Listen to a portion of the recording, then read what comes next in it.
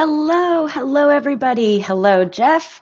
Hey there, Good friend. morning, good morning, good evening, good afternoon, wherever you're joining us from in the world. We really appreciate you taking that time to spend it with us here today to learn about a very exciting hot topic called Blazor. And as you can see, we both have our Blazors Oh on yeah, today I think absolutely. it's appropriate. um, yeah, so we're both wearing blazers. I have long brown curly hair. I'm wearing glasses and a black blazer for those of us who are using just audio descriptions. And I'm joined with my good friend, coworker, and colleague, Jeff Ritz. Hey, Jamie, it's good to see you. Yeah, I've got my GitHub hat on, and of course, very purple, magic, and sparkly, shiny blazer. Ah, yes, one of my favorite blazers. So so not to be confused, there's Blazor and there's Blazor. So Jeff, we're here to talk about the fundamentals of Blazor. Yeah, And yeah. can you give us a little insight about that? This is a word we've been hearing thrown around a lot lately. Mm. Um, Give us the scoop. What is Blazor? Oh my gosh. So Blazor is a new user interface framework and technology that's built with .NET that we're really excited about because it gives us that component-based way for us to build user interfaces. We can compose components into more larger components and even into pages that we deliver over the web. Now, what's really interesting about this is we can run our Blazor framework both on the server like we're used to with ASP.NET or other web technologies like Node.js, but we can also run Blazor in the browser using a technology called WebAssembly and have it run natively in the browser, just like we might have our JavaScript run in the browser.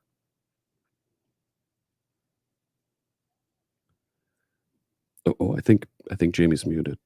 Whoops, we are live.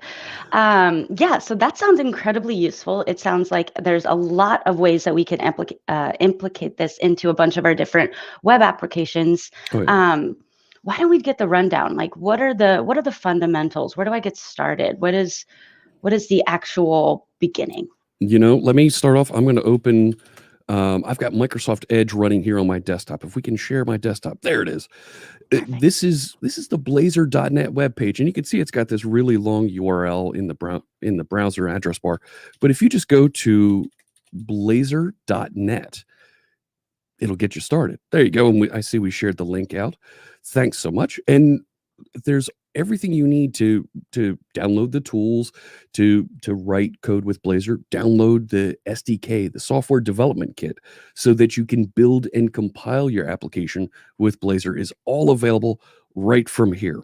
And there's a bunch of information if you need to share with other folks on your team, with your managers, some of those important decision makers in your organization about when and why you should choose Blazor. We've got listed here on the front page of Blazor.net.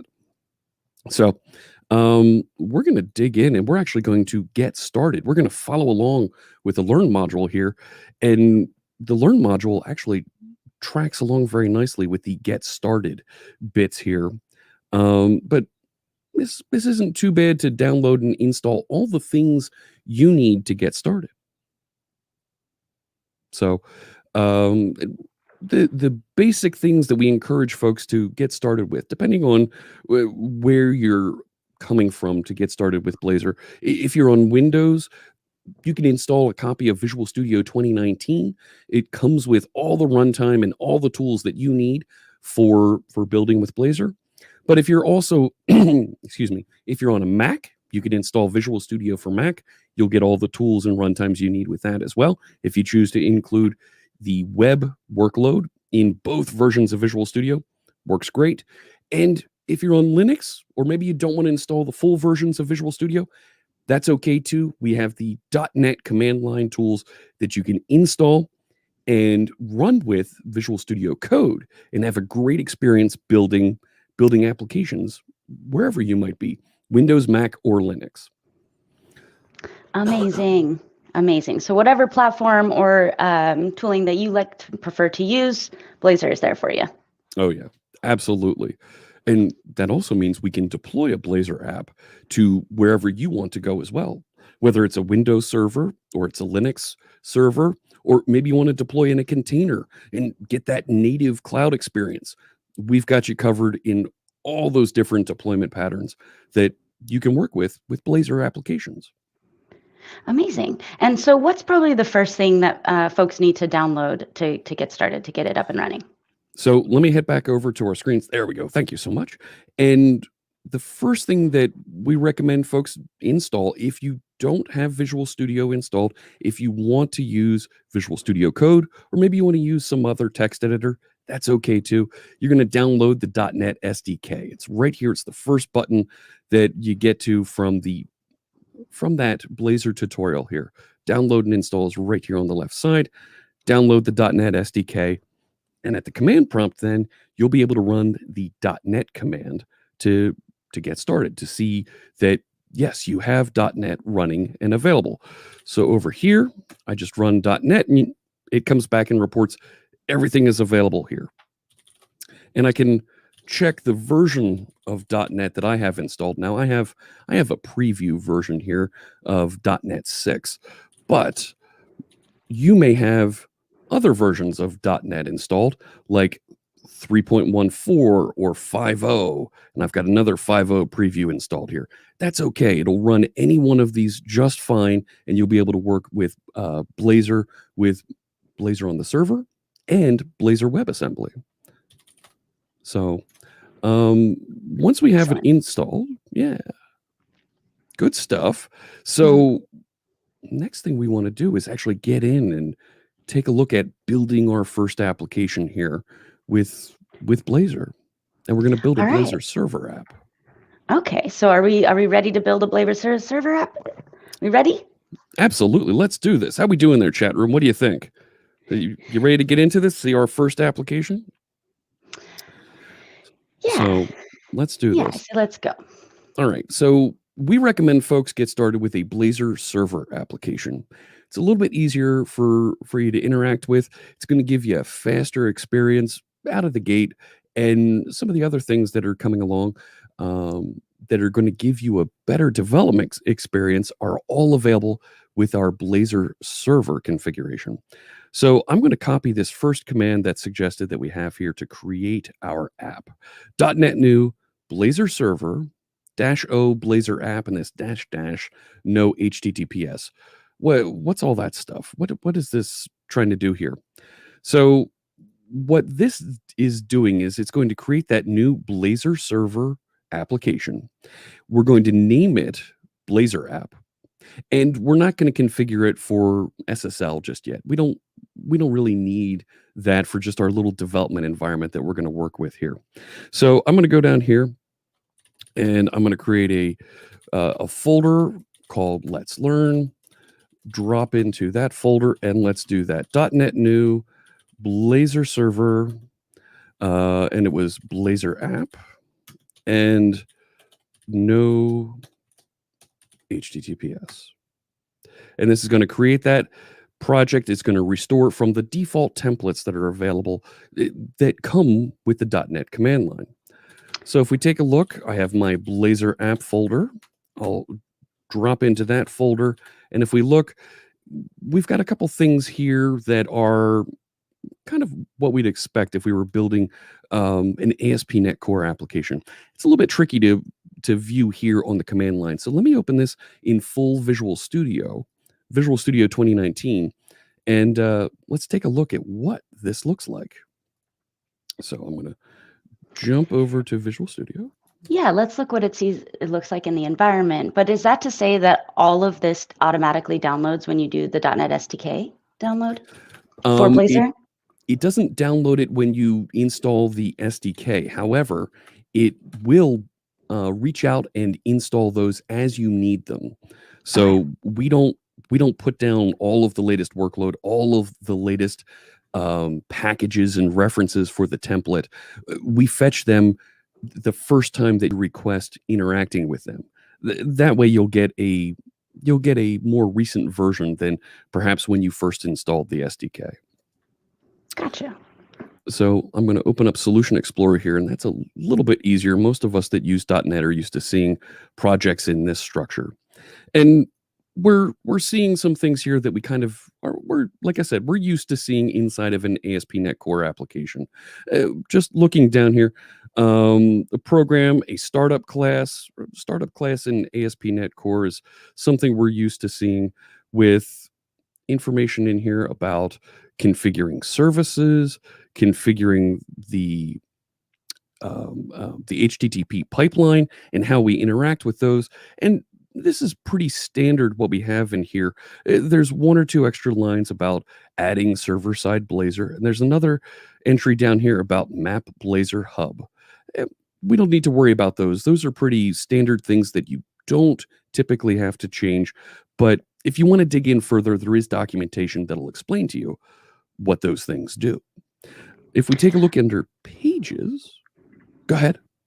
Oh, I was just going to say, before we get too far ahead, so what does the no-https do? And why do we need to note that?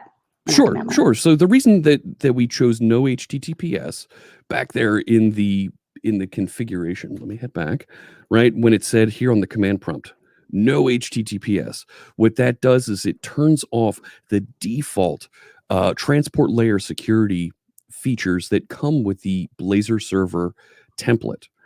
This way you can work locally and you don't have to worry about or get involved with some of that configuration that, for the purposes of a little test application here that we're building and learning with, we don't need to get too confused by adding those features here.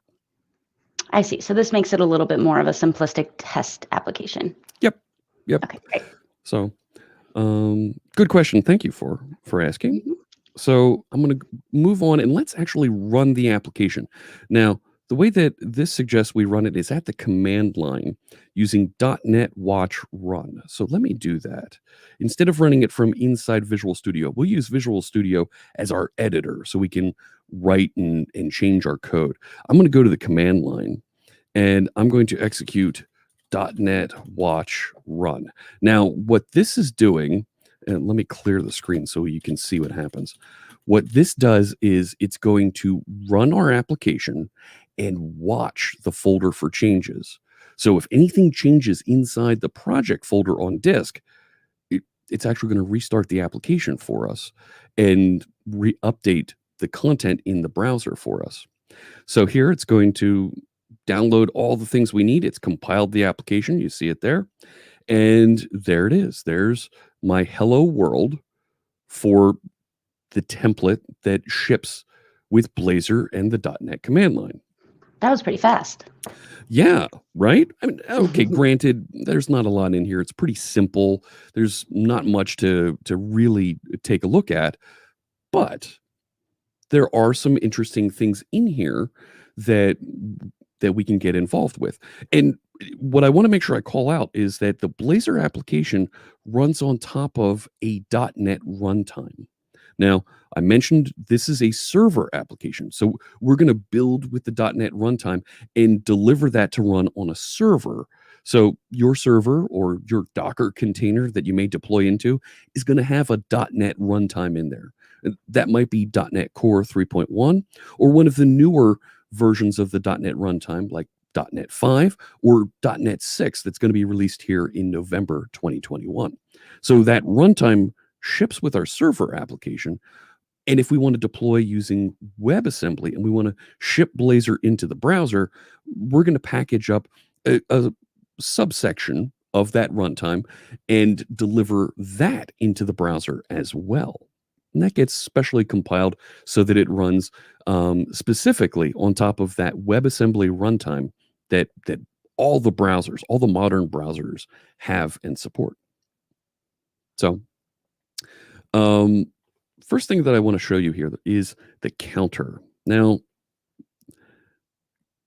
come on, Fritz. This is a counter. I mean, really, I'm clicking a button and it increments a number here. What's so special about that, right? I mean, come on.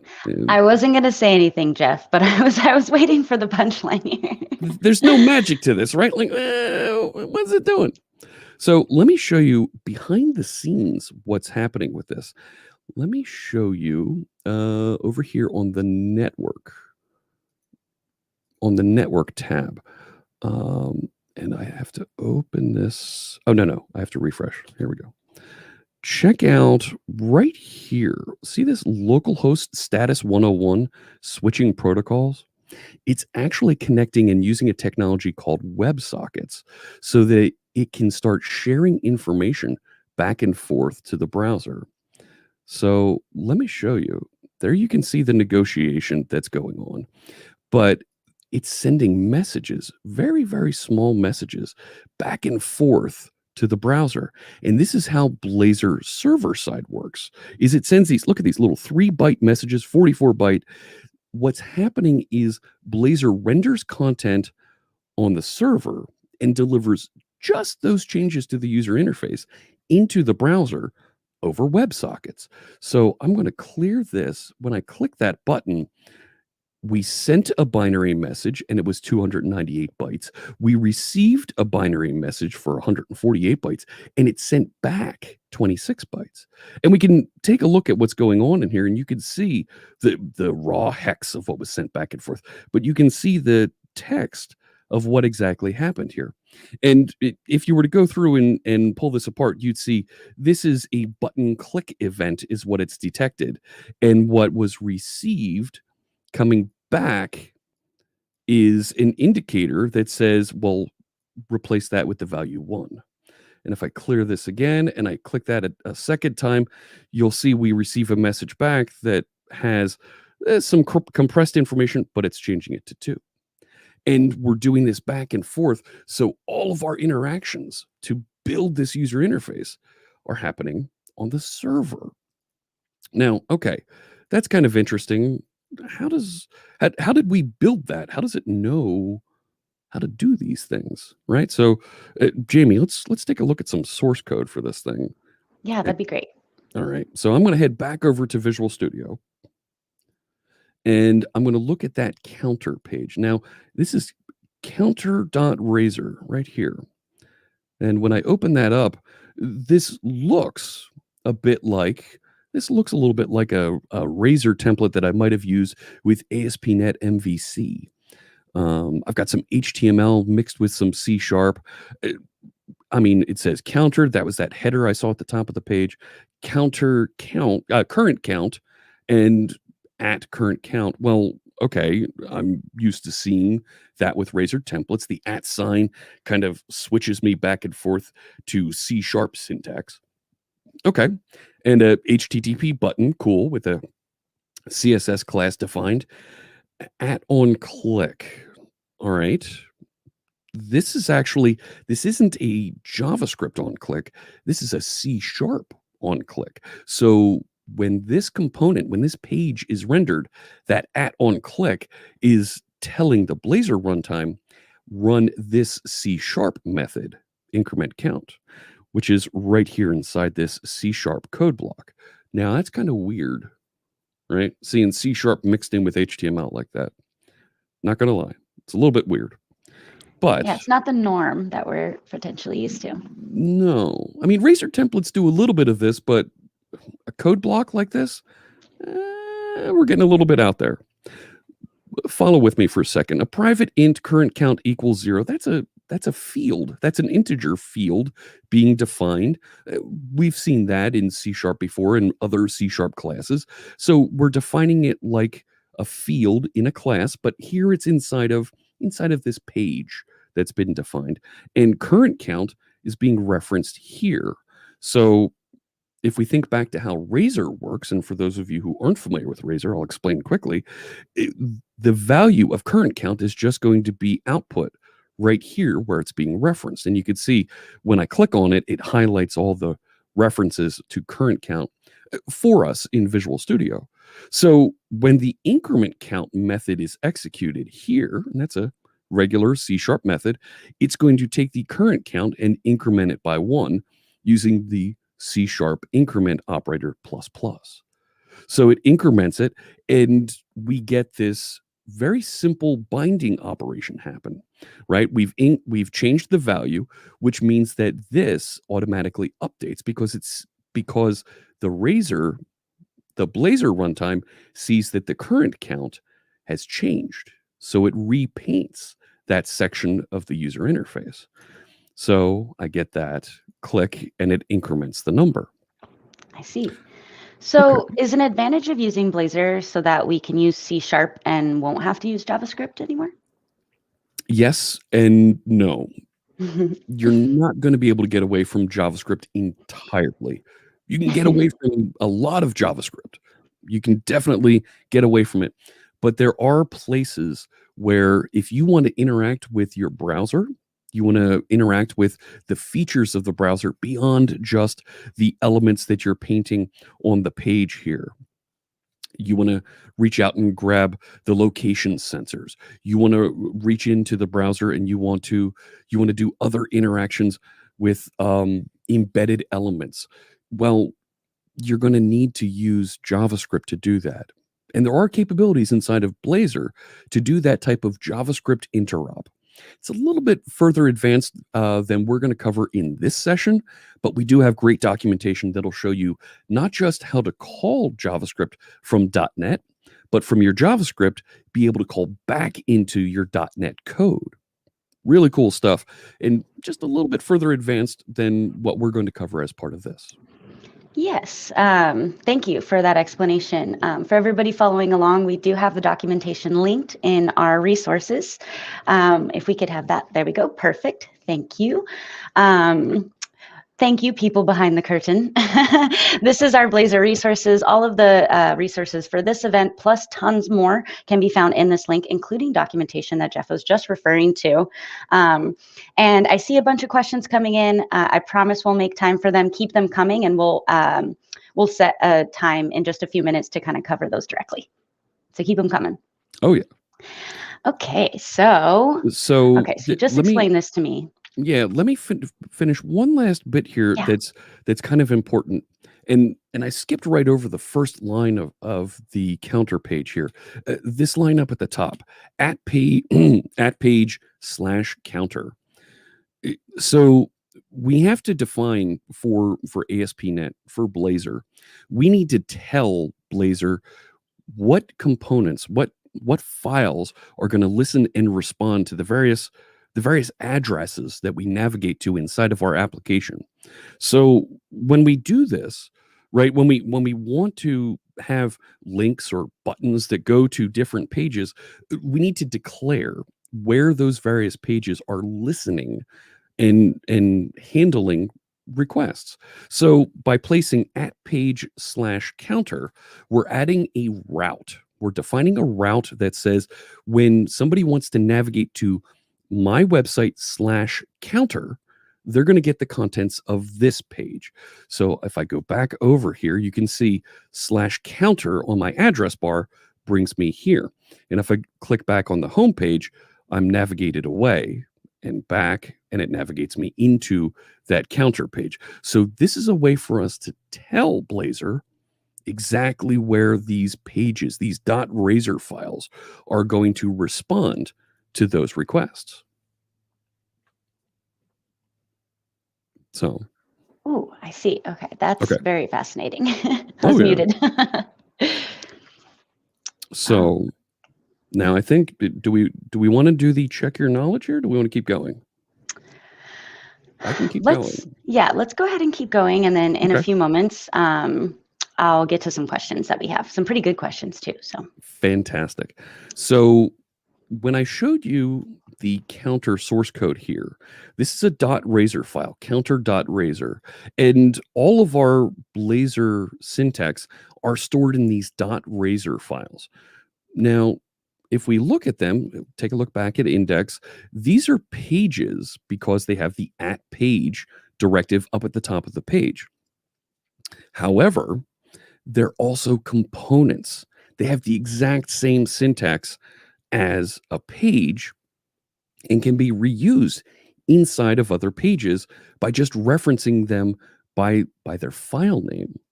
So check this out. I have survey prompt here. I'm in dark theme for Visual Studio because I am an elite programmer. I believe in dark theme. You can use light theme, whatever you might like. But in dark theme, this turquoise text for survey prompt indicates that this isn't an HTML page, an HTML tag. This is actually a directive that references another component. And if we open our Solution Explorer, you'll see in the shared folder, there is a survey prompt component declared here. And here's the HTML that goes with that. Okay, that kind of makes sense. The HTML that's inside of a .razor file, we can embed inside of another one by just referencing it by its name. So I can take that counter page and reference it here by just typing counter. And there's Visual Studio giving me a little bit of help, telling me that that's available. So I will save that. And I will go back over to my homepage, and there's the counter. So we've taken all the contents of that counter.razor file, and we've embedded it inside of our index page by just referencing the tag name. Now, this is a separate instance from this one over here, right? And I'll click through. We're up at 15. And it doesn't remember the value of the counter.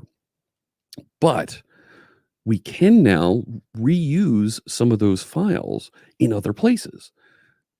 This now gives us the ability to make use of some things that it makes sense we're going to want in multiple places, or we're going to build components that are going to fix a standard look and feel, or a standard way that we want to present data inside of our application. So let's take some steps here and let's see what else we can do with components, because just like the survey prompt component here, I'd like to be able to pass some data into my counter component so that we can interact with it and provide different features depending on where it's used. So I'm amazing. Yeah. Before we get into that next step, Jeff, can we take a few moments for some questions? We got a lot of them coming in. Okay, great. I just want to get these answered before we get too far ahead. All right.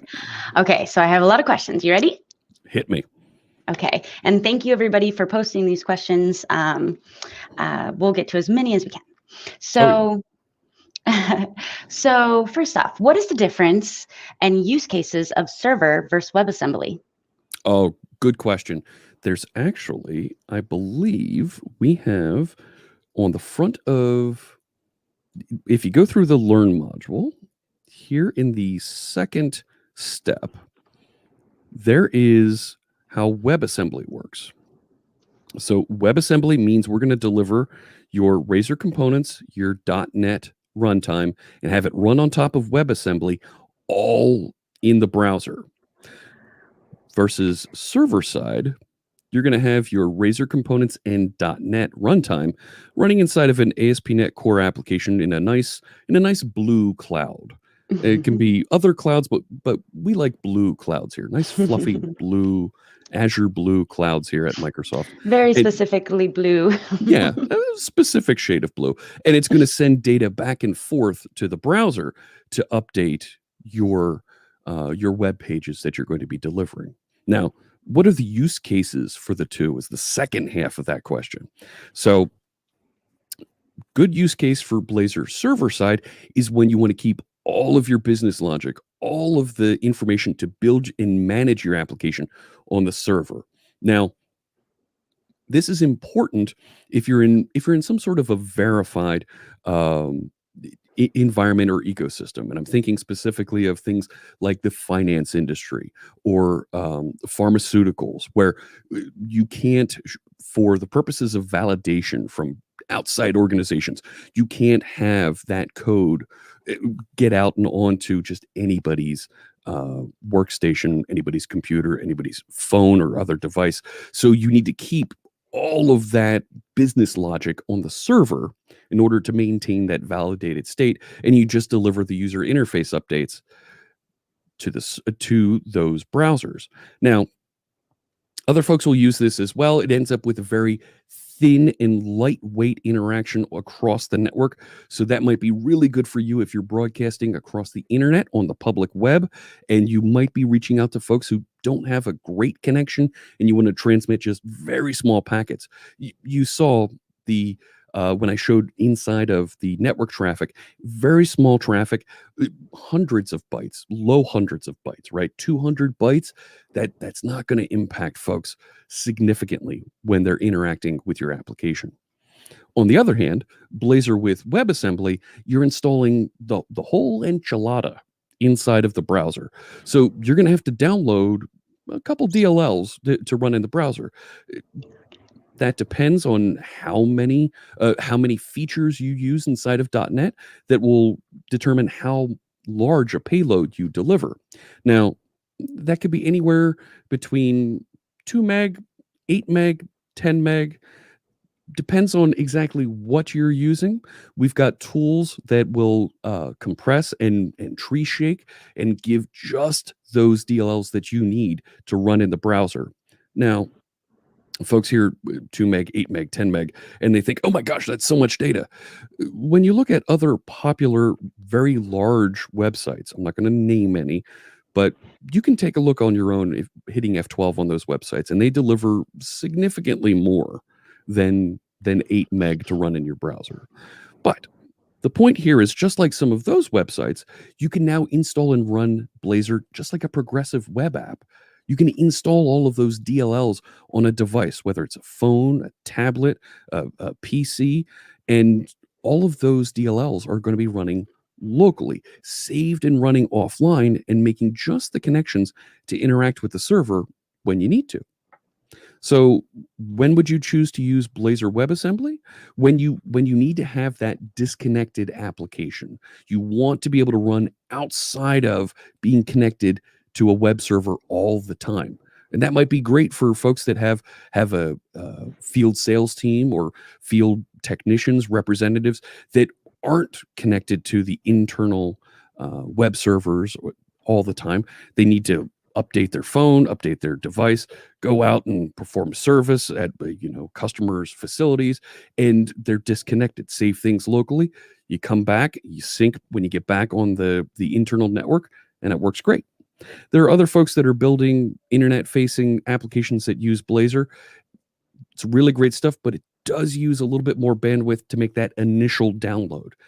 After that, Blazor caches that content very aggressively in the browser, and folks will have a great experience at that point. But we do caution that there is an initial burst of bandwidth that's needed to get started as a viewer interacting with a Blazor WebAssembly application. That was a lot, Jamie. I think I did follow you. So Okay. Blazor Server would be good to use if you weren't trying to expose the web API. Blazor Server would be good to use if you want to make sure that your DLLs, that your application is staying protected and not being shared, right? So in the WebAssembly diagram we have here, all of your .NET code gets shipped down to the browser to some viewer that you might not know, versus Blazor Server, it all lives in your web server. So yeah, your APIs, your business logic, if you don't want to share those things, you want to use Blazor Server. I see. So it's a little bit more protected. Exactly. How does Blazor compare with other web frameworks like React and Angular and etc.? Great question. I get this question a lot. So it is a Blazor Server is just as fast because it's all running on a server, and we're running in shared memory on the server. So you get these updates into the browser very, very quickly. It's not quite native speed, but it's very quick. When you run Blazor WebAssembly, first off, Blazor WebAssembly is only, we're into year 2 of it being in release to many RTM. Versus things like Angular, Vue, React. They've been around for more than 10 years. So they've been optimized, and they're running on a JavaScript framework, JavaScript runtime inside the browser that's been around for 25 years. So yeah, those have been optimized and have been out there for a while. Blazor runs a little bit slower because the the WebAssembly runtimes aren't entirely optimized yet. We're seeing the Blazor runtimes, the Blazor DLLs and delivery getting optimized. Right now, it actually runs and gets interpolated when it gets delivered into the browser. So there is a just-in-time compilation that happens when Blazor WebAssembly is delivered. However, starting with .NET 6, we're making available an option to do ahead-of-time compiling. That's going to result in some larger DLLs, but significant improvements on performance. Native speeds inside the browser. However, it's going to also mean larger downloads. So you're going to face this trade-off. It's an interesting world we live in, just being in the middle of year 2 of Blazor with WebAssembly.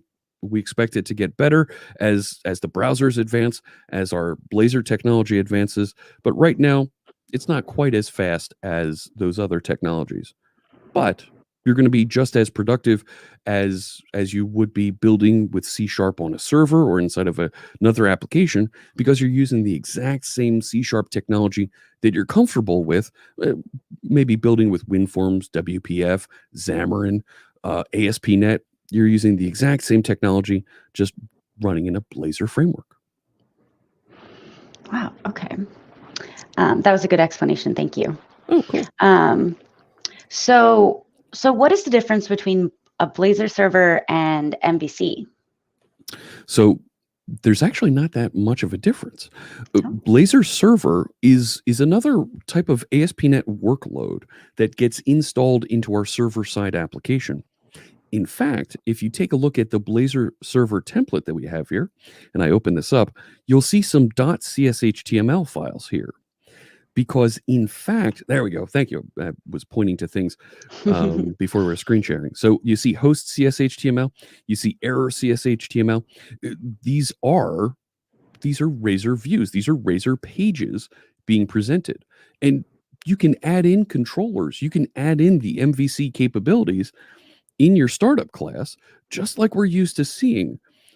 Right now, I've only added Razor pages, but there's nothing saying that I can't add views and controllers in here, right? I can add that capability if I want to and run it side by side.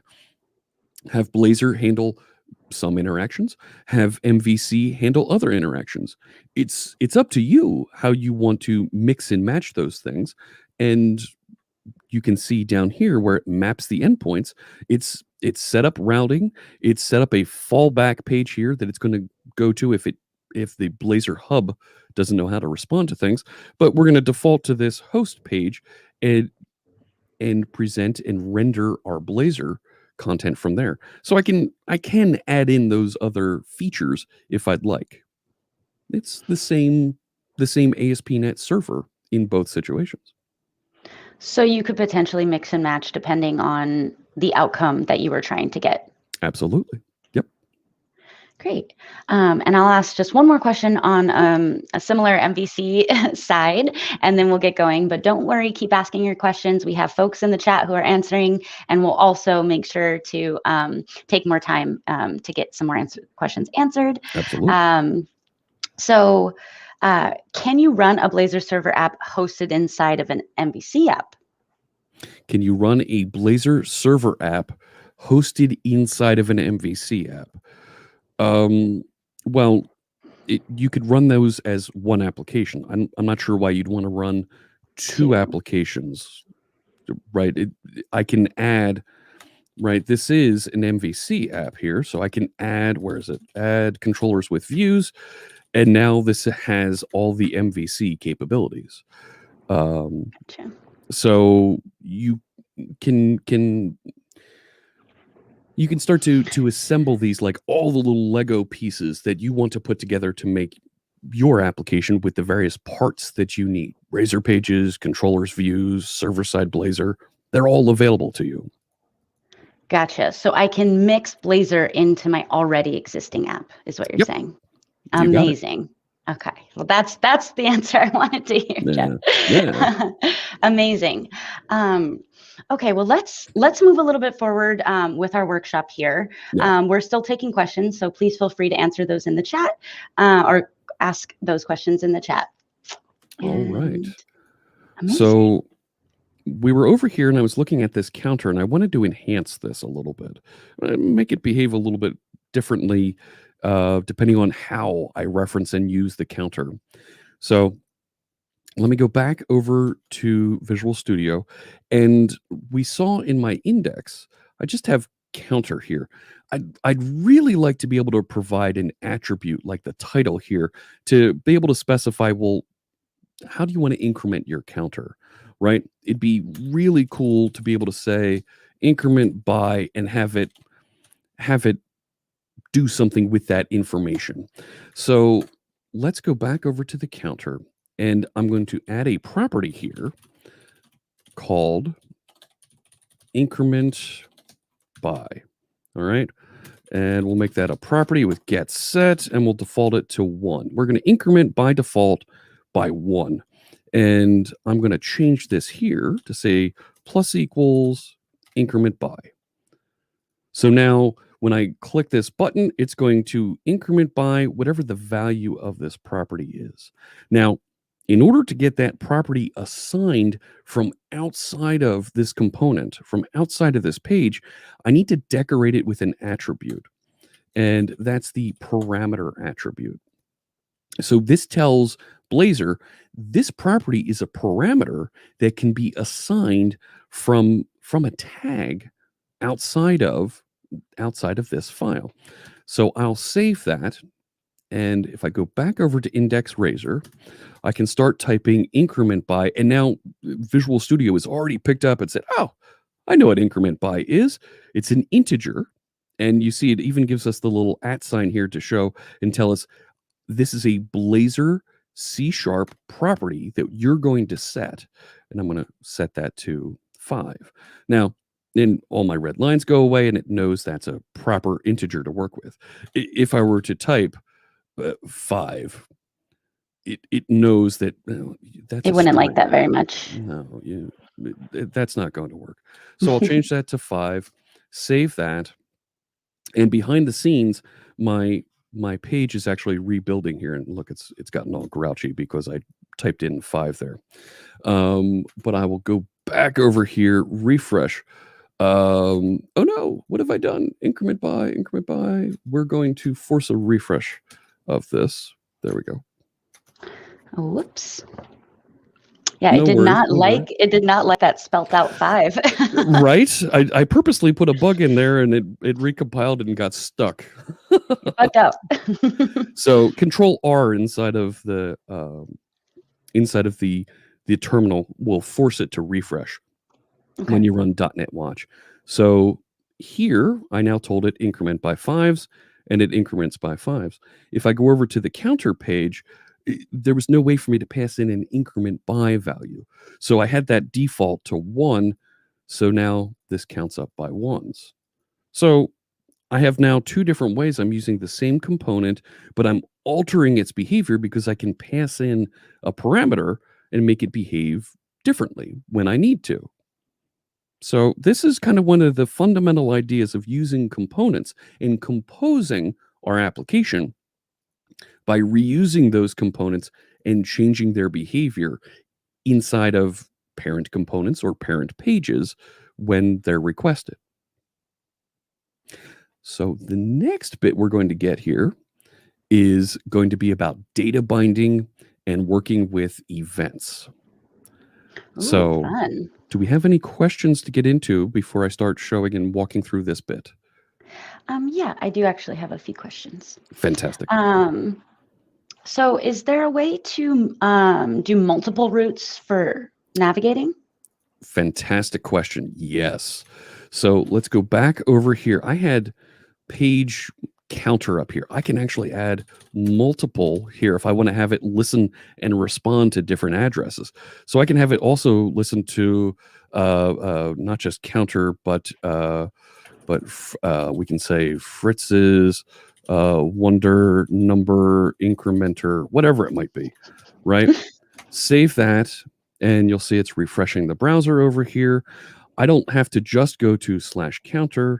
Now, if I go up here and I put /Fritz's wonder number incrementer, it still goes to that same counter page. Okay, so it reroutes to the correct location. Exactly. It knows, because of this page directive here, it's registered, it's logged with the runtime. Hey, I know how to answer for this address also. Amazing. Mm-hmm, mm-hmm. So I know you get this question a lot, but I still believe there's probably some clarity around it. Sure, go ahead. Are Blazor and Razor the same, or are they different? That's a good question, and it is a question we get a bit. Blazor and Razor are similar. Razor is a templating engine and language that we use with ASP.NET and ASP.NET Core. Typically with MVC, we'll also see it with Razor Pages, that uses this syntax to embed content and to pivot back and forth between HTML and C#, right? I can put entries in here that say things like if current count is less than 5, and by putting braces around this, the curly brackets, when the value is less than 5, it'll output, and we'll be able to see that button. And if I go back over to my page here, well, it's 5. We can't see the button. I'll refresh. And when I click, it increments, and as soon as it goes over 5, it disappears. So that same interaction with block level statements, if, for, while, those all work just fine interacting back and forth inside of our code here. And I can also output information from properties, fields, and whatnot. The enhancement that Blazor has is I can also then start decorating HTML tags with things like @onClick, this event handler here, and I can bind values back and forth, two-way bind values, not just into HTML as some text that we're going to output, but as values into a text box, and we're going to see that in a little bit here. So not just a text box, what am I saying? Into any input element that HTML will render, we can bind values back and forth. So we get this next level of interaction with the HTML. Additionally, not only do we have the ability to add parameters and methods like this inside of a code block in Blazor, and we have a functions block we can use inside of our Razor templates that's very similar, doesn't support parameters quite like this, but in Blazor, we also get the ability to pass around some other types of parameters and interact with the state of our application a little bit differently. Finally, both Razor and Blazor have the ability to handle dependency injection. So if we take a look at the last page that I haven't shown over here yet, the fetch data sample, you'll see it injects a weather forecast service. This is declared elsewhere in my application, and it's being injected. It's being made available to this page, to this fetch data Razor file, as a weather forecast service type named, it's a variable named forecast service. And further down here, you can see it calls into the forecast service and says, well, get me the forecasts for today going forward. So it pulls the data. Exactly. We're injecting this service that was defined elsewhere in the application. Go pull that data and up here, bring it here, display it. Amazing. Yeah. And how do I set up authentication for my Blazor application? Oh, that is a much more complicated answer for that. There is an authentication template that comes with the .NET SDK that you can check out. We recommend folks set up with identity. And you'll see when you use that template exactly how it lays things out and hands things off to a server component that will process and return appropriate tokens that can be used in the browser. That's a bit more advanced than we want to cover as part of this session, But thank you. I see Docs on Authentication was shared into chat. Absolutely something you can check out. And gosh, check out our friends on the 425 show over on Twitch. They broadcast on the Visual Studio channel. You'll see their content go up on YouTube as well. They cover all of these topics and all of the nitty-gritty around authentication very well over there on their show. There is documentation available as well. Amazing. Yeah, this is an intro course to Blazor, but we have tons of resources for taking you on to the next step for Blazor. Oh yeah. I'll ask just a couple more questions before we get going. Sure. So this is all web-based. Can I use Blazor to build mobile apps? Spoiler alert! Oh my goodness. Yeah, I'm coming in rough with the questions. So yes. Of course, you can build progressive web apps with Blazor with WebAssembly now, and works great. Installs on your phone, on your tablet. But coming up in November with the next version of .NET, we're calling it .NET 6. We're shipping a framework called .NET MAUI, and .NET MAUI has the ability to host Blazor components and render those inside of a mobile application, a native application on Windows, Mac, iOS, and Android. Really cool stuff. More info in that in November when MAUI is released. Is launched and live. Excellent. But it's great, Jamie, because everything you're learning today you can use to build. Applicable. Yeah. So it's a good starting point, and I love that you can reuse that learning across different form factors and operating systems. Yeah, absolutely. So this is the preface to being able to build mobile applications with Razor come November. Yeah. So last question before we move on a little bit. Sure. So how does Blazor handle a graceful degradation? I'm sorry. Degradation. Handle graceful degradation on connections, and does it limit connections?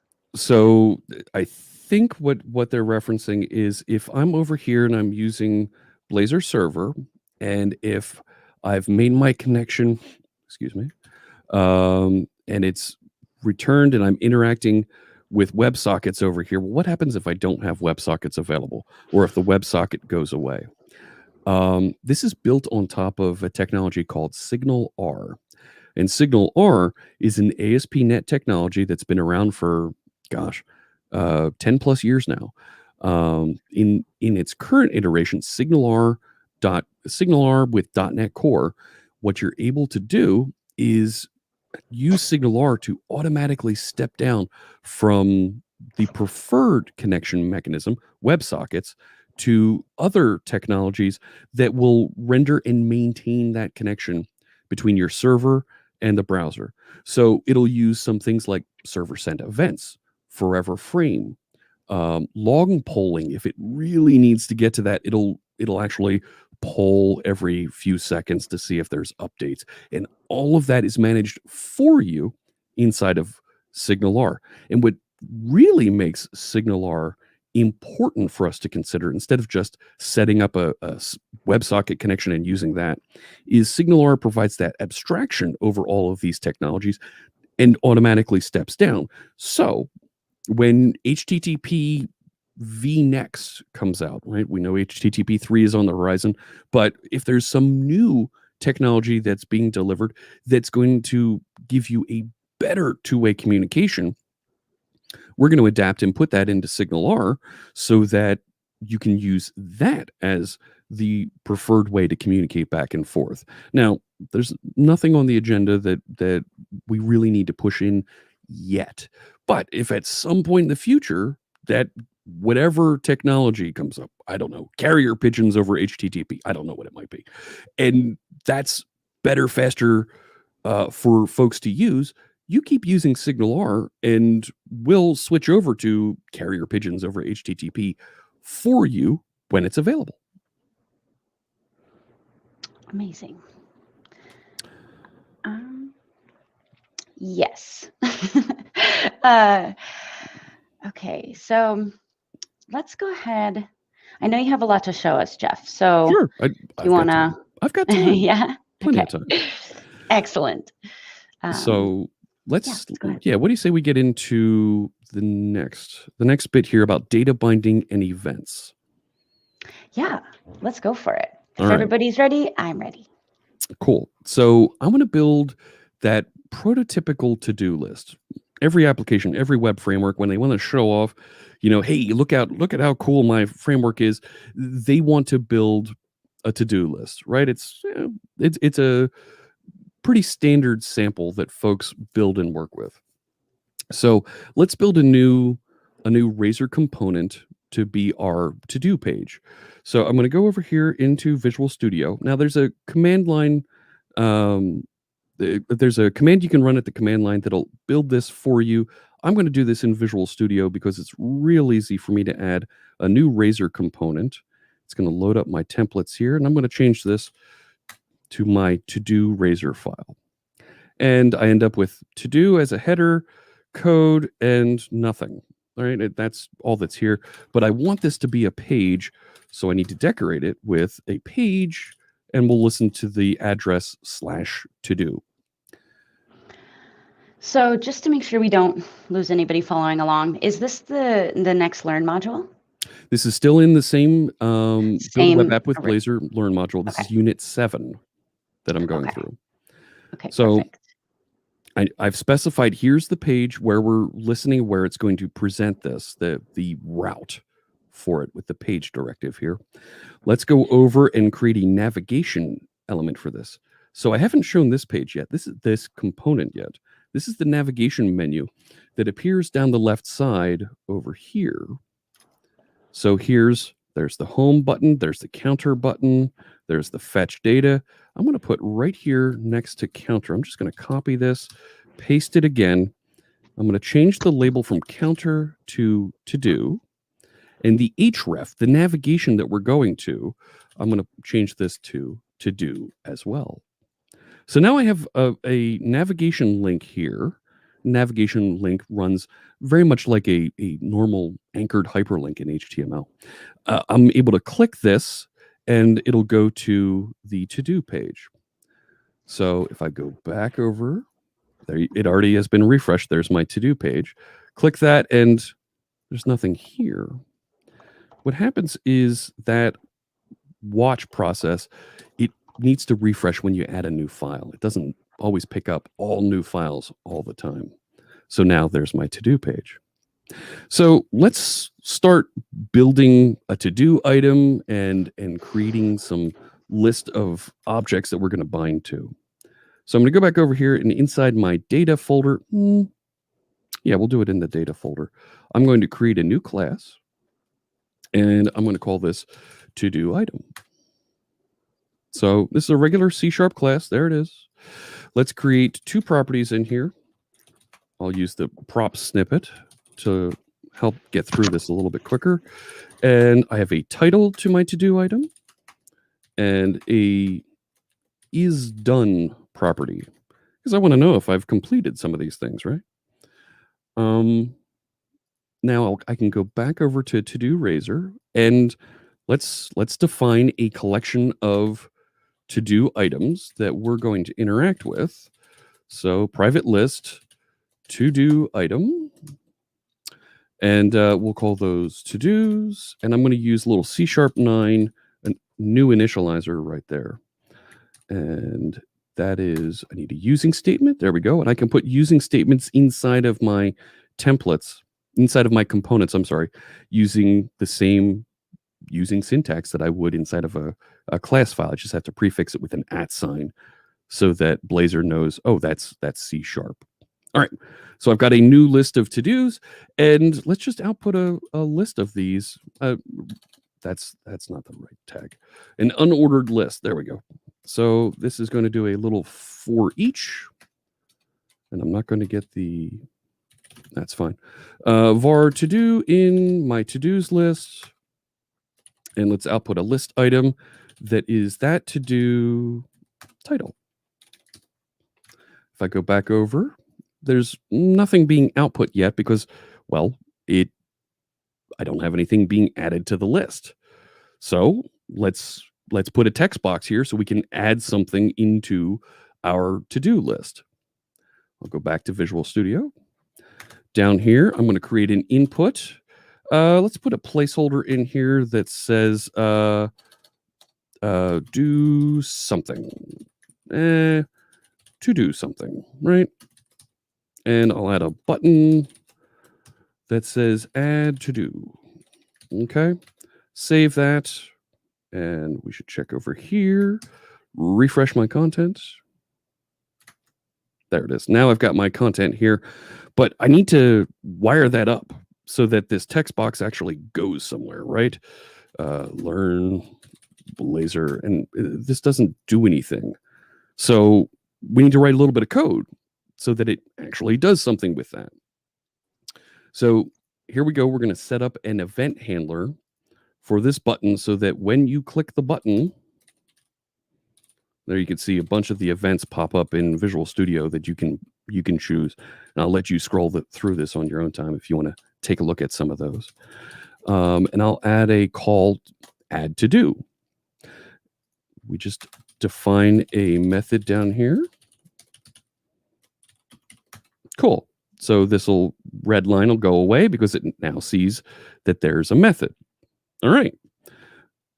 But I need to get the string for that to do that we want to add to this. What's that text for this? So I'm going to use binding, and I'm going to bind this to, well, let's create something called new to do, right? Which sounds kind of weird. New to do. Okay. Sounds like something that would be in a kid's TV show. Private string new to do equals string empty. There it goes. So this now is going to go away. We'll see that red disappear. There we go. And I want to add, when there is a value here, I want to add it into our collection. Fantastic. We can do that. So if string is null or empty, new to do, return, right? Do a little bit of validation there. Otherwise, let's say to-dos, add new to-do item. There it is. And it is title equals new to-do. And I'll clear out my new to-do. So it's ready for you to start typing the next thing. All right. If we do have text in the new to-do field, and we're binding, we're getting that two-way binding here. So if there's anything in this text box, when it changes, so when the cursor leaves the text box, it's going to copy it into this field. And when you click this button, it's going to fire the on-click operator. It's going to wake up that C# method called add to do and execute. Inspect that value, create a to-do item, and add it to my list. And then clear out the input. It sets the property back to string empty. And because it's bound here, here's that two-way binding. Coming back the other way, when we set that to empty, it resets this, and this value sees the change and updates and clears the text box for us. I'll head back over and refresh. So now if I start keying in, learn Blazor, and it's not updating. Why isn't it updating? What did I do? What did I miss? Let's take a look. What did we miss? Am I missing a file or something here? Let me restart the application just to make sure I'm not missing something. There we go. And back over to Edge, to do. There it is. There we go. So I just had to restart that. There was a file that was out of sync, and I'm using a preview version of .NET, so that happens sometimes. So watch more .NET videos. Need to do that. That's a thing. So, and I can build this out with whatever I'd like, right? So we're actually somewhere here that's kind of cool. We're somewhere that, right, we can build a very simple list, but if I want to mark these things as done, perhaps, or I want to be able to edit the text of some of these things, I can go back into Visual Studio and we can update that presentation from not just a list item here, but we can turn that into a text box as well. So let's do that real quick. Input, and we're going to bind, and this time we're going to bind to the to-do title right here. Come on. Thank you. And not input checkbox. What the? I'm sorry. There we go. There we go. And that's what I was expecting. Now, I also want to put a checkbox next to this. I'm going to use just a regular HTML checkbox. So we know how to use that. It's input type equals checkbox. And we're going to bind something different to this. We're going to bind the, I don't need the at in front. To do is done.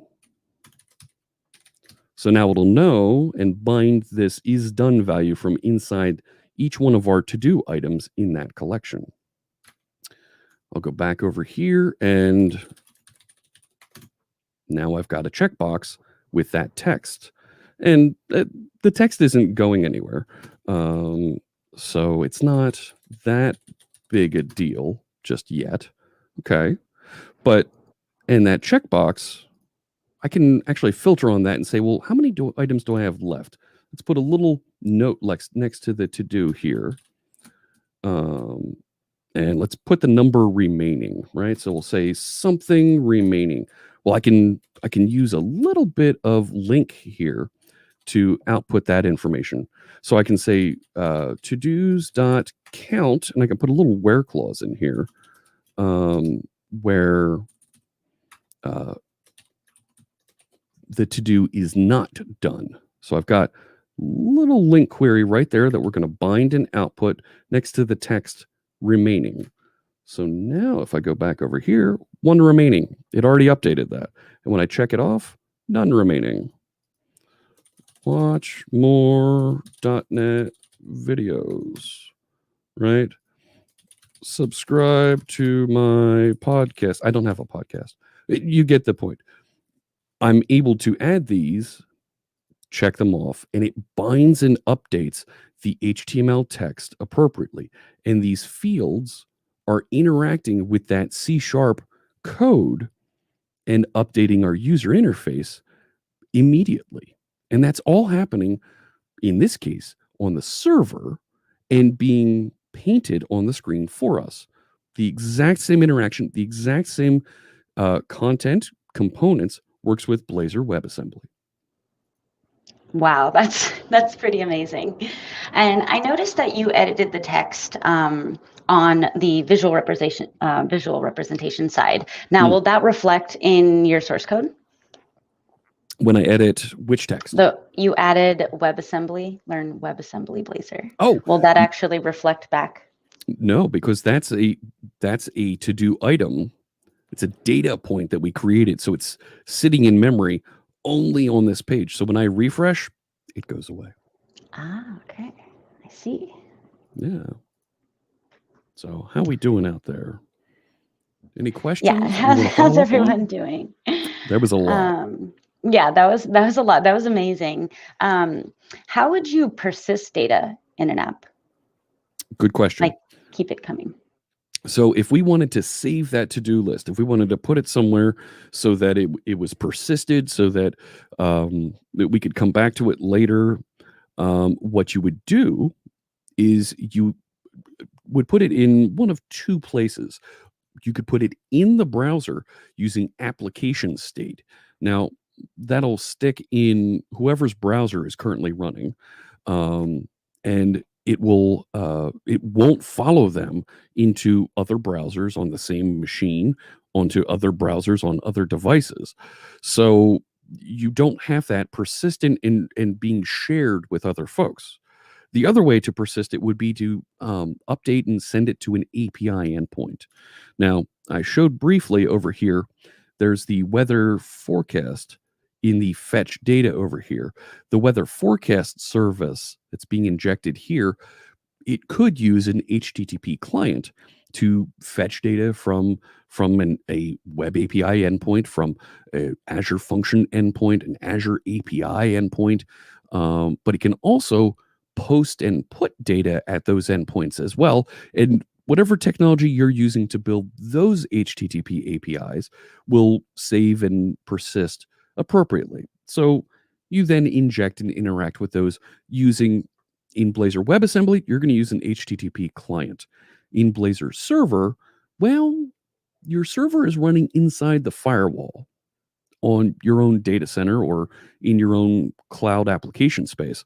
So you can reference and have that interact with your database directly in the case of running on Blazor Server. So it's up to you how you implement those, but the same inject of those services that you want to use to persist is a good model that we recommend folks use. Okay. Akeem from YouTube says that he would subscribe to your podcast, so that you should start one. Well, I'm gonna have to start one. Can I use databases with tech like EF Core and any framework? Absolutely. That's absolutely one of the models that we recommend folks check out, because building APIs with Entity Framework Core, very easy to do. There's great courses, there's great modules on Microsoft Learn that'll walk through building APIs with Entity Framework Core that you can be very successful very quickly with. And once you have those APIs available to update and interact with that data using an HTTP client, very easy to do. Good to know. Can you explain a little bit like how exactly the data binding works? Do we need to use an @ or no @ The data binding. So inside here, right? So we're binding data to this this checkbox. You have to use an @ sign in front of the bind attribute name so that the Blazor runtime knows that this is a C# directive. Otherwise, it might think it's HTML, something that JavaScript is going to pick up on and relay that to the browser, right? So if I remove the @ sign, you see it changes from that turquoise back to a light blue, and it takes the bold decoration off of it as well to indicate that the editor thinks this is HTML, that it's going to send directly to the browser. It's not going to tinker with it and interact with it.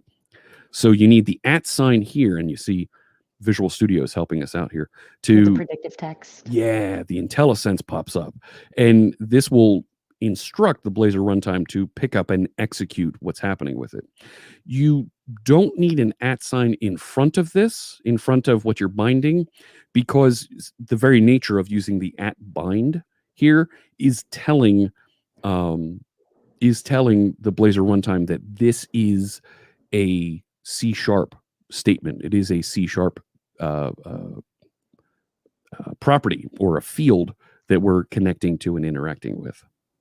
Okay, so that @ symbol is pretty important there. Yep, that's how we tell the Razor templating language, which then gets picked up by Blazor, that this is C#.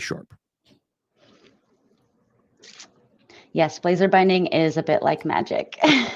Who doesn't love magic? Absolutely. So you mentioned this a little bit before, but maybe you could clarify a little bit. Sure. How do you call a web API from Blazor WebAssembly? So if I wanted to actually execute and interact with that web API endpoint, several things you have to do. Now, this is a Blazor Server application. When you're in Blazor WebAssembly, the template has a little bit more set up for you from the get-go, but I will step through and show you the pieces that you need if you wanted to call a microservice, perhaps, from your Blazor Server application. You need to add an HTTP client so it knows how to interact with that. Making that injectable here. This is an ASP.NET Core thing.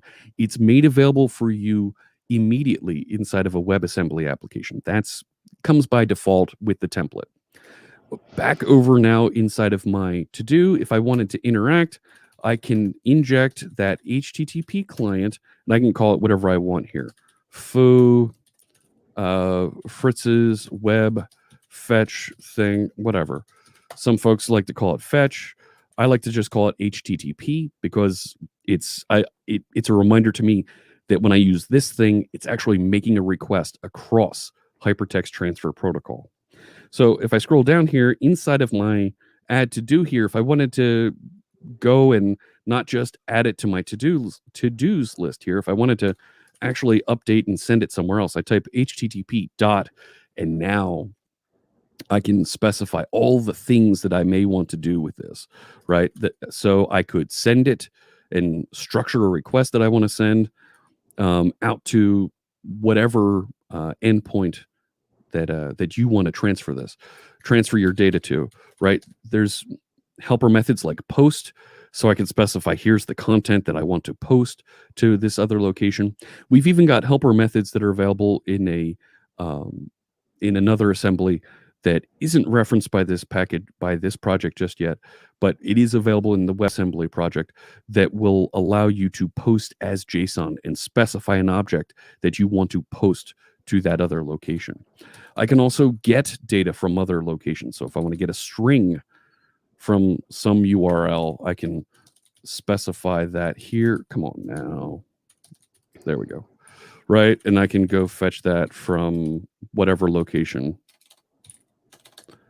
Fingers aren't working. There we go. Go fetch the string from the front of C#Fritz.com and do something with that, right? Wait that, and I'll put a async task on this. And now I'm going to go get that string and do something with it.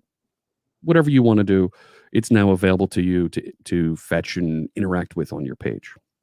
So lots you can do once you have that HTTP client in your page. So Gotcha. So there are routes for the to-do list, but how do you pass parameters?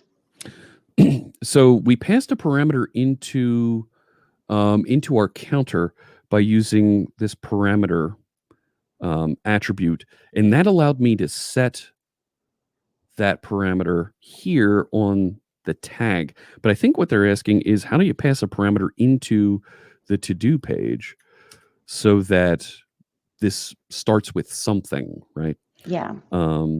So let me actually do that over on the counter page, because I think it'll be a little bit clearer with Fritz's Wonder Number Incrementer. I can actually specify a starting count if I wanted by adding information to the route here. So I can specify starting count, and this is the way we specify elements that we want to capture inside of our route using ASP.NET Core, and the technology carries over into Blazor as well. So I want to capture a starting count, and I can specify that we want to capture that. It's not going to do that for me, is it? Starting count, and let's default that to 0, and that's going to be a property for us to interact with. Now, in order for this element from the route to be passed down and captured on here, we use the exact same parameter attribute to pass that along. Last thing, well, you know what? I need to, after this is received, I need to pass that into the current count. So I'm going to hook and interact with one of the events, one of the 3 events that are on every Razor component. And this one is on initialized async, and it's actually going to return a task. I'm not going to do anything asynchronous in this, but I'm going to show it to you. So I'm just going to say current count equals starting count. And actually, I did that wrong. That's the wrong event to hook. My bad. I'm sorry. We want on parameters set is the one I want. On initialized fires when the component is initialized, when it's created. On parameters set, I forgot the override. On parameters set async will trigger when the parameters like these are configured. Now, why am I getting on parameters set async? Yeah.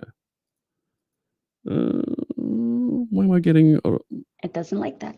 Oh, I'm not returning a value. That's fine. Return task completed task. This is what happens when I go off script, Jamie. Live coding at its finest. So now that starting count would be picked up and passed into this value. And after that value is set, it's going to set it the current count to that value. One last thing we need to do. By default, route parameters like this one that are captured off of the address bar are assumed to be strings. So just like in the ASP.NET Core, I can put a constraint on here and specify this is an integer. So now when I execute this, and it should already be executing, I'll go back over to counter. It says current count is equals 0. But if I go up here and I specify a different number to start with, say 100, now it starts with 100. It's captured that value and passed it into the current count value there on the address bar. And if I try and make this something else, /foo, it doesn't know what to do with foo. Foo is not a number, so it routes Returns to the nothing. Yeah, I don't know what to do with that thing. So make it whatever value, and it jumps right through. Gotcha. So there you go. There's how you work with parameters from the address bar. I see. So a bunch of people have actually asked, is it possible to separate your code from your Razor page? Oh, yeah. Let's do that real quick. So here in the counter, right, I've now got a whole bunch of logic here. And Jamie, I don't know about you, but when I start to see more than one page down of code, I get nervous, right? There's a lot of code there, and when I page down, this other stuff that's up at the top, and Visual Studio is showing me a little bit of the outline here. It's like gone from memory for me. I'd rather it be somewhere else. It's a little bit easier for me to manage. So what you can do is you can move all of this code into another file. I can right-click on code here, making sure that this is available. I don't see it. If I look at the refactorings, there we go. I can move this whole code block to a code behind. Check this out. I'm going to click that. It creates a class. Let me show it in Solution Explorer here so you can see the whole enchilada. So I have counter.razor, and it creates another class. The class is in the same folder, in that pages folder. For the purposes of making it easy to see the relationship, we nest it in the tree here inside of counter.razor. So you have counter.razor CS, and it is a class. It's a regular C# class that has all of those code entries right here, but this is a partial class. It's a partial class because, as we can in C#, we can break up our classes across multiple files. So that component that we had, the counter.razor file, let me jump back into that real quick. Counter.razor is over here. Now it just has my markup. Now this is just my HTML, and it's one page down. I don't even have a page down. It's the full page. But I have all of my code for that over here. This is a partial class because at runtime, what's going to happen is the Blazor runtime, not the Blazor runtime, I'm sorry, the C# compiler is going to merge these two halves of the same class.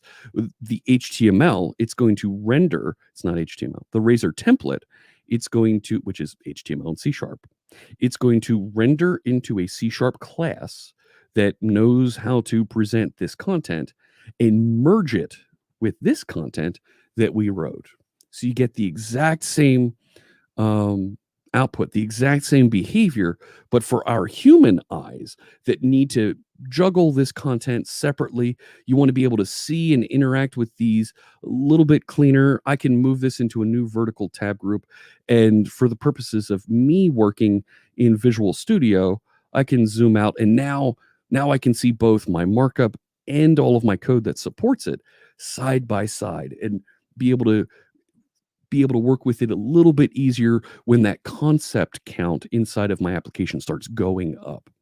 You don't need to do this. There are folks who prefer to have all of the features and language capabilities inside of one file, and those are a lot a lot of folks in the React ecosystem are used to doing that with JSX files.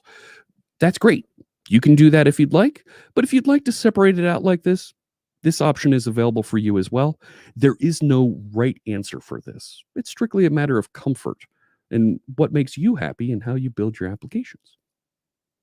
So I will put them back together in one doc there. Beautiful. Absolutely beautiful. Oh, thank you. So we have a little bit more than about a half hour left, and I All want to right. make sure that we can get to this next workshop. Yeah. Is everybody ready to move forward? What do we think? The next part here, where we're actually going to write a little bit of WebAssembly. Yes. So pushing a Blazor WebAssembly app and a .NET API with Azure Static Web Apps. Yeah. So this is, let me it's like change over. they have the actual module. Yeah, let me jump into that Learn module. Here we go. Yep. Publish a Blazor WebAssembly. Yeah. Perfect. For those of us following along, this is the second workshop in the agenda. You could follow along online, or you can watch us do it right here. Yeah. Oh, and it seems like everybody in the chat's ready. Fantastic. All right. So we built with Blazor Server, and Blazor Server means that there's some service hanging out there, whether it's on Azure cloud, somebody else's cloud, in your data center, that's running and executing on a machine, on a server somewhere. But when we run with Blazor WebAssembly, we can actually have that deliver and run just in the browser.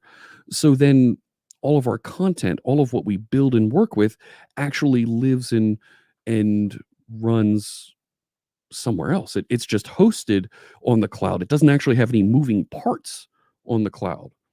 So that's actually a little bit more interesting to work with, because we can start to drive down our web costs by running less active code on a server. So how does that work? How do we interact with that? And that's where this module comes in, using the Azure Static Web Apps technology.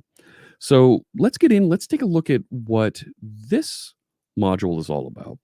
So Azure Static Web Apps is a way for you to publish your code to GitHub or Azure DevOps pipelines, but you publish your code out to Azure DevOps repository, but we prefer using GitHub for this module.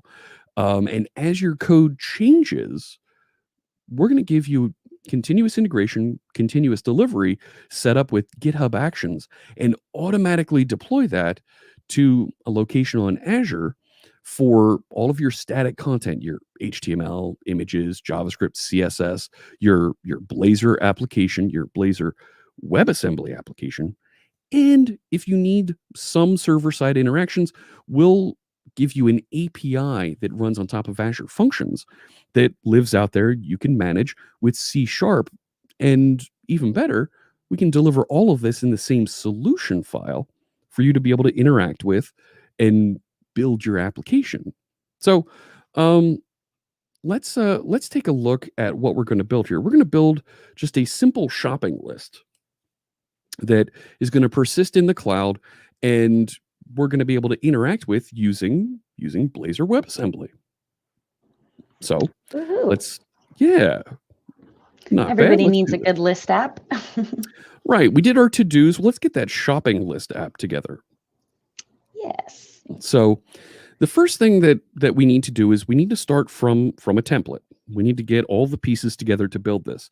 Now, there is a template page that's made available for us, and it wants me to sign into GitHub. That's fine. And there we go. All signed in. This is going to go to C#Fritz / some repository name. So let's call this Let's Learn Blazor. All right. So that's my GitHub repository that I'm creating. I'm going to make this a public repository and create repository from this template. Now, this template is going to be created from Microsoft Docs, MS Learn, Static Web App.net. Now, this is set up specifically for this Learn module that we're working through. If you're building some other application and you need to be able to build from a generic starter application, there is another URL that you can use. And I'm going to share that for our moderators to be able to reference. But let me navigate to this so you can see. This is github.com static web dev Blazor-starter.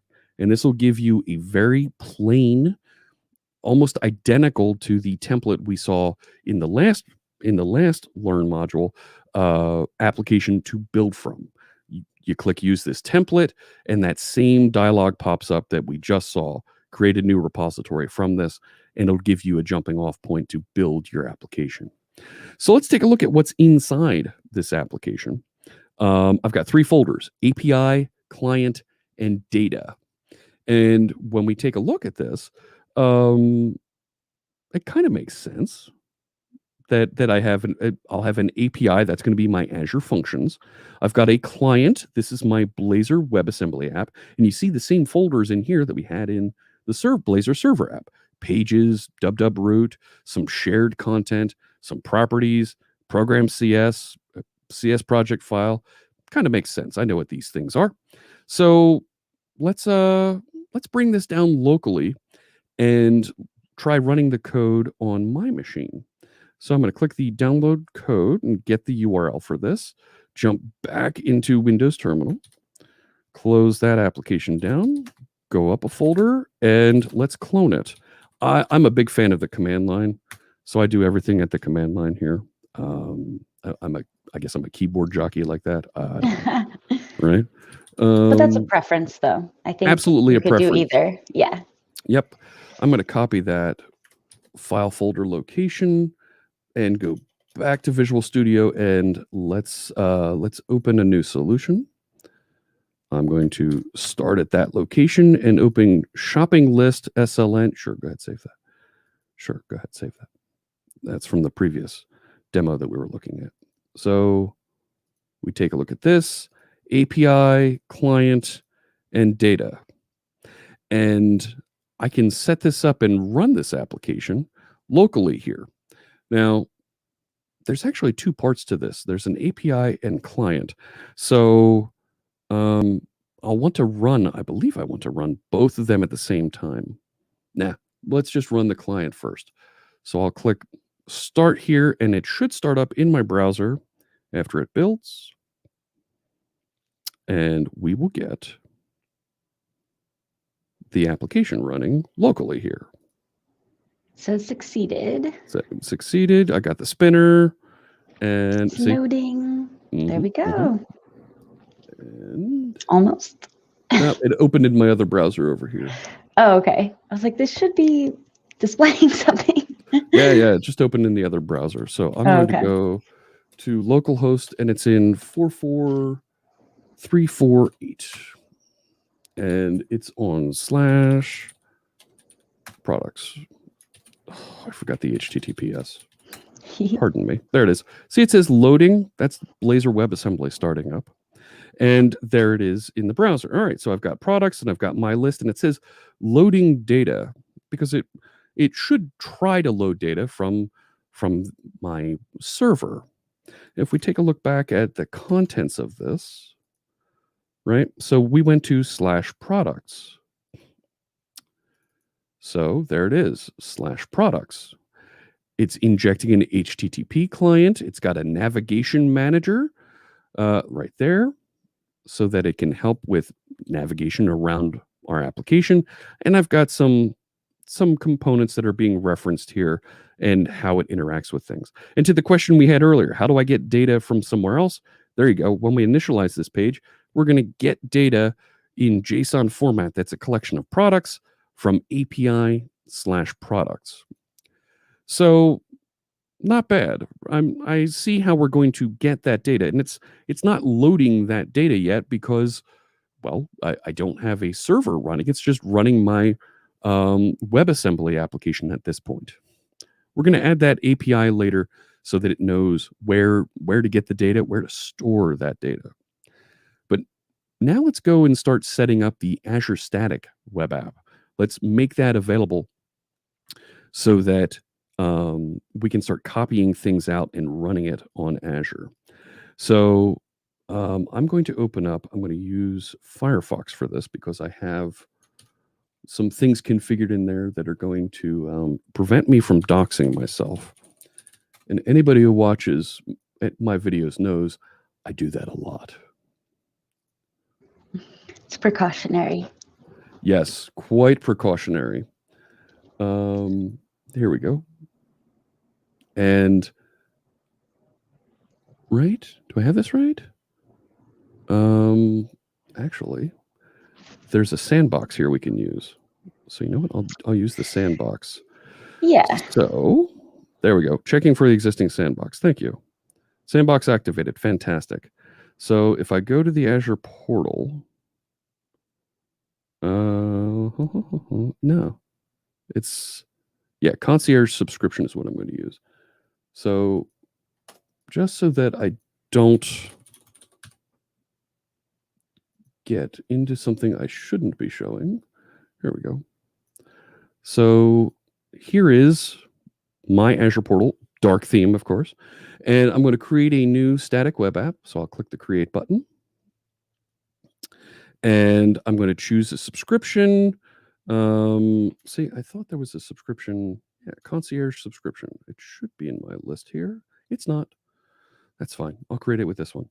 And I'll create a new resource group called Let's Learn. Static web app details. What are we going to call this? I'll call this product list. I'll use the free hosting plan for hobby and personal projects. Great for learning as well. But deployment details. Where is this project? Well, it's on GitHub.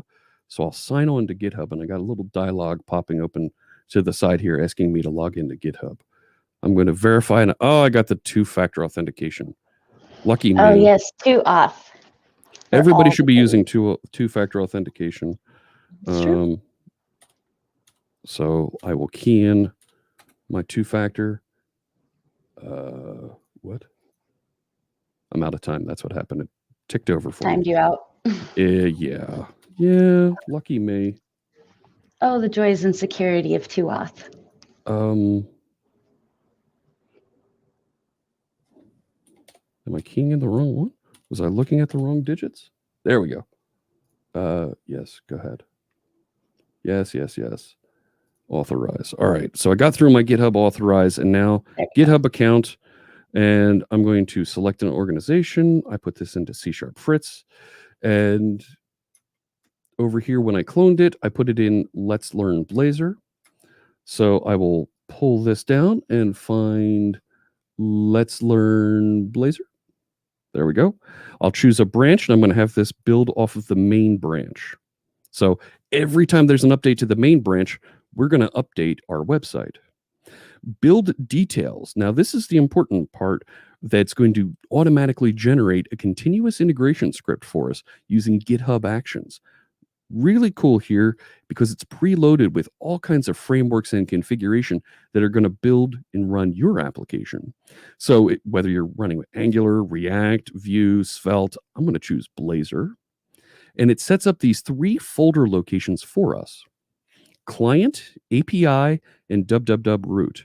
These are the folders that are going to contain the output of the build when our GitHub action runs. So our client folder contains our client application that's going to be built, our Blazor content. Our API folder contains our Azure functions we're going to build and interact with. And our www root folder contains the output, the static content that we're going to publish.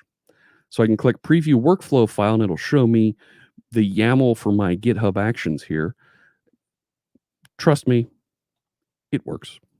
You can review it if you'd like, but I'm going to click review and create. And what this is going to do is very quickly stand up and make that application available. It's going to allocate some space on Azure for us and deploy that first GitHub action for us. Really, really cool stuff that we're going to see happen here in just a minute. So there it is. If I go to resource, we're going to see here information that looks like a website that's running. And my resource group and all this, and I get this funky name, nice coast and some mashup hexadecimal number, Azure Static Web Apps.net, Azure Static Apps.net. And when I click that, your Azure Static Web App is live and waiting for my content. And if we go back into my deployment history here, we'll see we have a GitHub action here that started 37 seconds ago that's building and getting ready to deploy. So here it is building and it's going through. It's already brought in all the .NET stuff that it needs and it's going to compile. There it goes. Checked out all my code and it'll deploy the application now. There it is. It runs two separate build processes. First one for the WebAssembly client and a second one for the Azure function. So here it is. There it's building the client application. And the Blazor output, it's putting into the www root folder. There we go. And now we're going to see it's building it's zipped up all the Blazor content. And now it's building the API. It's building the Azure function we're going to deploy. As we're closing in on the end of the hour, got about, am I right? We have about 15 minutes left? Yes, we do. And we want to save some time for a couple questions at the end, if possible. Awesome. So this is going to finish. There we go. Finished uploading to Azure, and it polls every 15 seconds to see that it's been updated. It's ready to go. And come on. There we go.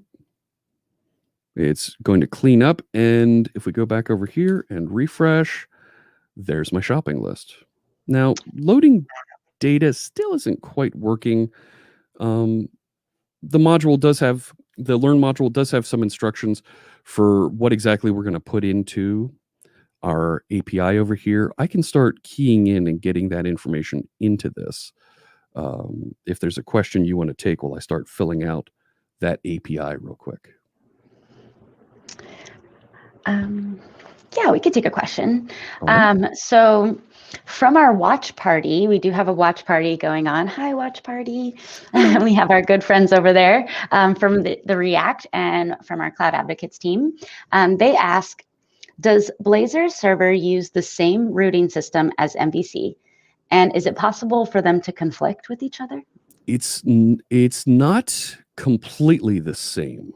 It's a little bit different, but it is isolated separately from MVC. So it is possible to see a conflict between them, and that's why I'm trying to think. How can I go and show? Let me do this. Let's do this. Let's add the other project. Add the existing project so I can show it real quick. Even though I'm not deploying it. There it is. So inside startup, it's possible to have a conflict. Here at the bottom, inside the configure method, this is where we normally configure the routing, right? We say app use routing, and then we tell it, well, here's the endpoints here. And we can also provide some rules inside of the use routing method as well. But this is where we're defining the priority order for those. So you could tell it to resolve some of the MVC endpoints first before the Blazor endpoint so that it does those interactions and provides both capabilities, and whichever one is listed is listed first inside this method will be answered first, will be the one to respond. So if you have both a to-dos page inside of your Blazor application and you have a to-dos page as a Razor page, the order in which they're listed in this startup file, whether it's map pages or map Blazor, will determine which one comes up first, which instance will be run. Yes, they can conflict, but it's not too hard to unwind that and understand which one takes priority. So it's a fixable error if it occurs. Yep, but that might be something that folks want in their applications. You never know. True, depending on the async. Exactly. So I'm going to add a new Azure function here while you queue up a next question. Sure. So does Blazor have a lifecycle of events? Like how can I execute custom logic when a component is initialized or rendered? Fantastic. So every Blazor component does have a life cycle. There's 3 events in the life cycle, and they are on initialize, on parameter set, and on after render. Now, on initialize fires once when the component is initialized. Now, each time you navigate to the component, it will reinitialize. So you can have initialize run multiple times in the life cycle of your application. On parameter set will trigger each time that there are new parameters set on your component. So we saw those parameter decorations on our component. And I'm looking to see it. I don't think there's one inside of, no, I don't have one inside of here. Is it on product details? I'm trying to remember. There we go. So each time that product ID is set, so maybe you have a parent-child, a child detail. I'm sorry, parent detail user interface, right? Where you've got order details up at the top and order items listed at the bottom, and those are 2 different components. When you're passing and updating content on the child view, every time this is updated, that on parameter set event will run. Now, the last event on after render renders that runs every time there's a bind that changes data on page. So that can run a lot of times. There is an input parameter to that. It's a Boolean parameter that's typically named first, so that you can trap and interact with the first request for rendering the component. Now, there is also you can wire up dispose, a dispose interface to this, a disposable interface, so that it will clean up your content appropriately. If you have any long-running content that's running or long-running processes, threads, you can mark your components as disposable and clean them up appropriately. I'm going to copy in some of this content from the sample here. And yeah, what else do we have? Sure. So what is what is an Azure static web app, and how can I use my own domain for it? So an Azure static web app is a website that it doesn't have a server per se. It just serves your static content. It serves your HTML, JavaScript, images, fonts, CSS sheets, just as though it was a file system sitting out there. On the other hand, you also have Azure Functions that run inside of an Azure Functions app, and that's this API that we're about to deploy. Now, when our API runs, it has functions like this one that answer on an HTTP trigger, a request into it, and it goes and gets some very simple data to interact with. Not bad. That's easy to understand. But the benefit here is I don't deploy an entire server that's running things and managing cache and all the other things that go with managing a server. So I've got a much simpler interaction to build and interact with. Plus, it also comes with this continuous integration and continuous deployment capability. Really cool stuff that's going to make it easier to build and work with. Now, I'm going to skip over running this locally, and I'm actually going to deploy this using a new pull request into my application. So you see there, I've got some new files. I will take a look. I updated my solution file. I didn't really update that. But I am going to update and put that product set file in there. So let's git add API product get. That's the one. There we go. Let's put this on a new branch, right?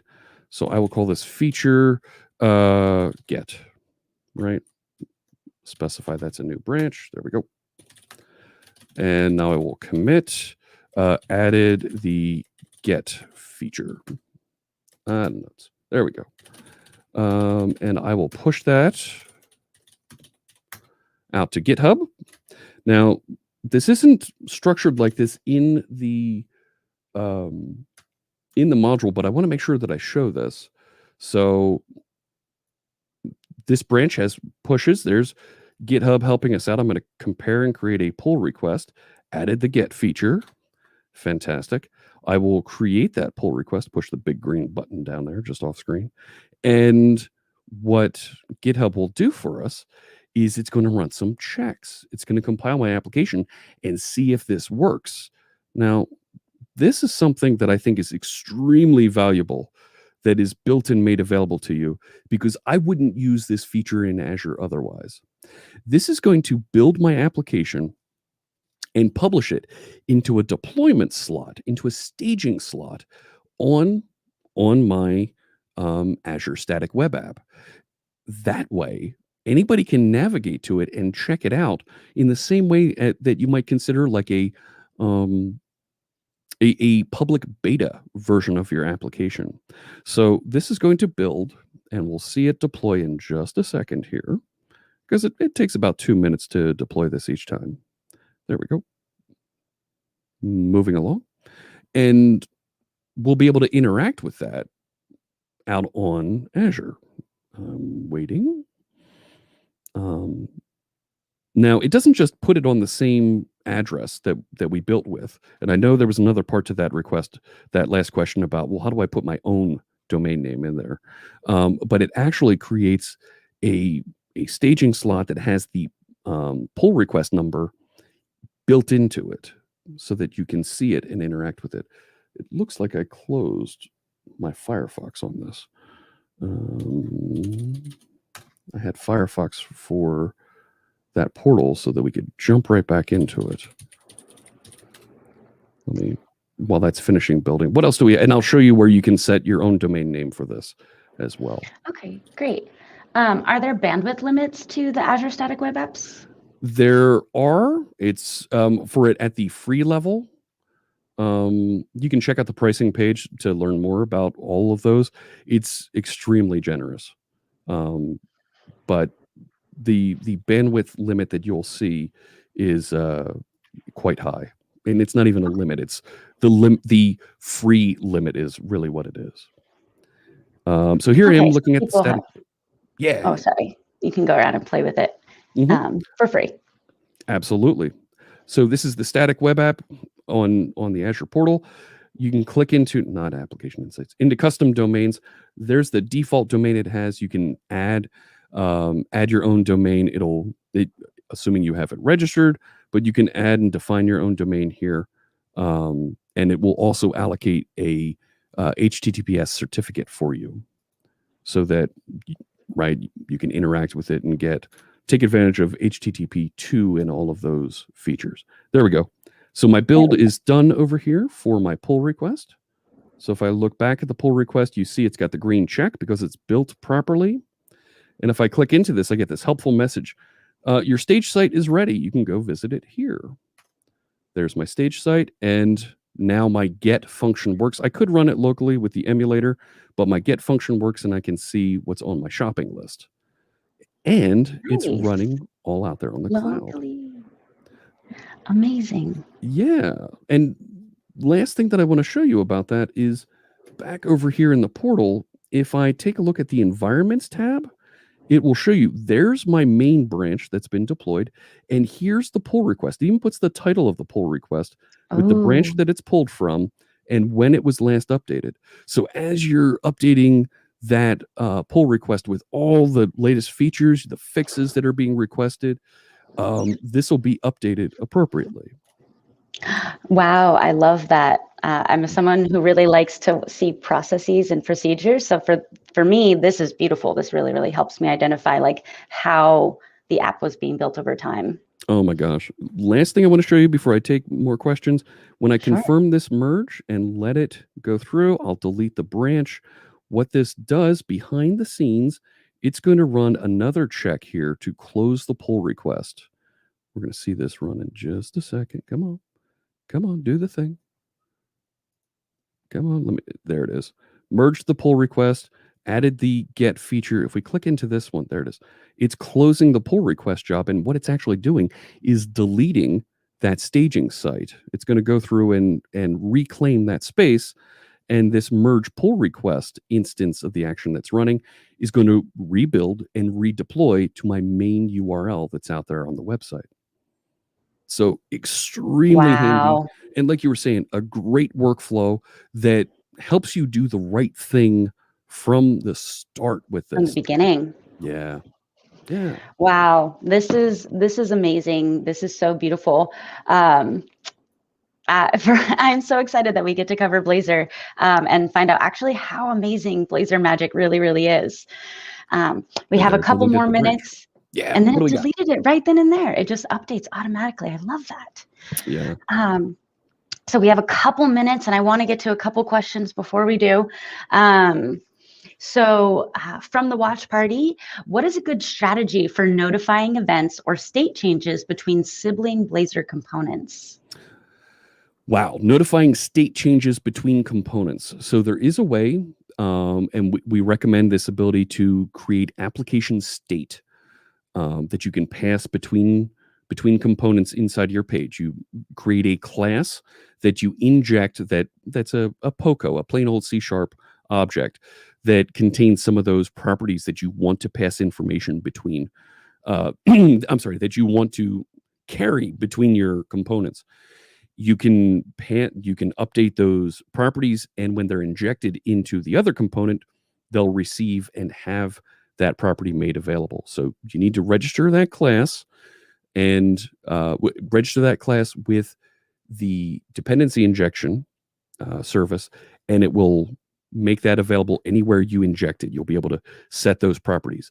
The last thing you probably want to do is put some sort of an event next to those properties to raise and execute a method when that value changes, right? You want to actually have that other component hear that a change happened and publish and interact appropriately. So you're going to want to create an event, and there is a way to create some custom binding to those objects. There's more details inside the documentation if you need it. You're muted. Oh, my favorite. Well, that was absolutely fantastic, Jeff. Thank you so much for that really detailed overview of getting started with Blazor. Thank you, everybody who joined us online. Thank you, our moderators, James, Oh my Safia, John in the background. All of those resources are published live at aka.ms/Blazor_resources. We hope you learned a lot today, and we hope that you join us next month for Let's Learn F#. So thanks, everybody, and have a wonderful rest of your day. Take care.